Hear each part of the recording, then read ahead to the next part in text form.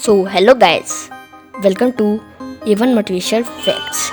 Guys, हिचकियाँ यानी कि हिकअप्स तो आपने कभी न कभी ली होगी, लेकिन आज हम आपको एक ऐसे व्यक्ति से मिलाने वाले हैं जिसने 68 साल तक लगातार हिचकियाँ लेते रहे। उससे पहले जब तक आप रुको जरा, सब्र करो और हमारी वीडियो को लाइक करो, सब्सक्राइब जरूर करो। गाइस, चार्ल्स ऑसबोर्न, गाइस यह यूएसए के रहने वाले एक व्यक्ति थे जिन्होंने सुअर को मारने से पहले उसका वजन तोलना चाहा और वजन तोलने के दौरान ही उनकी हिचकियाँ चालू हुई। कुछ दिनों के बाद वह डॉक्टर के पास गए। डॉक्टर के पास उसका इलाज नहीं था, वह असमर्थ रहे।